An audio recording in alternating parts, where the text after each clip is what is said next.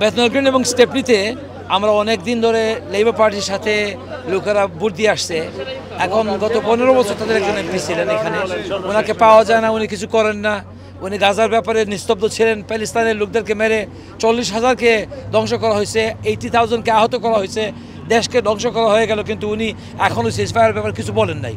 আর সবচেয়ে বড় ব্যাপার হলো কিয়ার স্টারমার এই দেশে লেবার পার্টির লিডার, সে এত ডেসপারেট প্রাইম মিনিস্টার হওয়ার, আমাদের বাংলাদেশের দিকে অ্যাটাক করে বলতেছে এখানে যারা ইলিগাল বাংলাদেশে মাইগ্রেন্টস আছেন তাদেরকে ধরে ধরে সে বাংলাদেশে পাঠিয়ে দেবে কুইকলি। এটা কিন্তু একটা বর্ণবাদী হামলা আমাদের প্রতি। এটার বিরুদ্ধে আমরা সোচ্চারভাবে দাঁড়াইছি এবং বলছি আমরা এটা সহ্য করব না। আর তার পার্টির অ্যান্টি গাজা যে পলিসি ছিল, গাজাকে কমপ্লিটলি ধ্বংস করার জন্য সে সাহায্য করেছে, তাকে বলা হচ্ছে জেনোসাইড এনেবলার। এই কারণে আমরা এবার লেবার পার্টিকে ভোট দেবো না।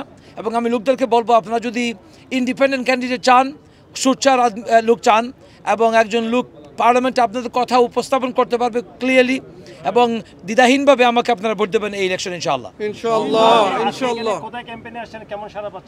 আমি গত 6 সপ্তাহ হয়ে গেল ইলেকশনের টাইম আমাদের ডিক্লেয়ারের পর থেকে আমি প্রতিটা এলাকাতে গিয়েছি, প্রচুর সাড়া পেয়েছি এবং সবাই আমাকে বলতেছে পজিটিভ কথা, আমাকে ভোট দেবে তারা।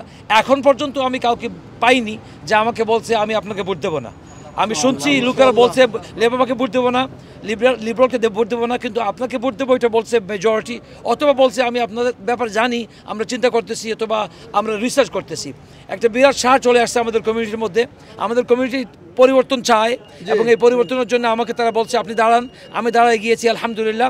এখন আমরা আগামী 4 জুলাই এখানে একটা ঐতিহাসিক ইতিহাস ইনশাআল্লাহ আমরা সৃষ্টি করব, বিজয় নিয়ে আসবো। এই কমিউনিটির বিজয় হবে এই ইলেকশন ইনশাআল্লাহ।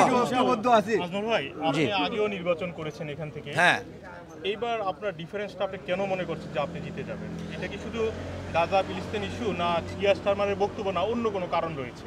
প্রতিটা এমপি কিন্তু প্রথম ইলেকশনেই উইন করে না।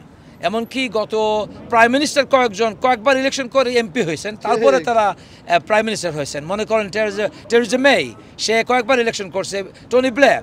তো আমাকে একবার ইলেকশন করে যে উইন হয়ে যেতে হবে এটা তো ঠিক না। আমি এখন আসছি, আগে আসছিলাম, আমি পাবলিক সার্ভিসে সবসময় প্রস্তুত। আমাকে যখন জনগণ বলবে আপনাকে দাঁড় করানো হয়েছে, আপনি যান এবং তারা ভোট দিয়ে আমাকে দেবে, ওইটা হচ্ছে গণতন্ত্রের আসল মূল। এখন আমি যদি এবার উইন করি, পাবলিক সার্ভিস করব আগে যেভাবে করে গিয়েছি এবং আগামীতেও করব। আমি আশা করতেছি এবছর লোকেরা আমাকে ভোট দেবে এই কারণে যে আমাদের জেনারেশন চেঞ্জ হয়ে গেছে। এতদিন আমাদের লোকেরা লেবারকে ভোট দিত, এখন এই জেনারেশন লেবারকে অন্ধভাবে ভোট দিতে প্রস্তুত নয়। তারা বলতে চাচ্ছে যে লেবার পার্টি আমাদেরকে কি করলো গত 15 বছর। এই জন্য আমরা এখন পরিবর্তন চাই এবং গভর্নমেন্ট ফর্ম করলেও তারা একজন সোচ্চার, বলিষ্ঠ গলার এবং ভালো প্রতিনিধি দরকার, এইটা লোকেরা মনে করতেছে এবং আমার কাছে তারা চাচ্ছে এই প্রত্যাশা তারা আমার কাছে চাচ্ছে। আমি আশা করতেছি ইনশাআল্লাহ এইটা তাদেরকে আমি উপহার দেব পার্লামেন্টে গেলে ইনশাআল্লাহ।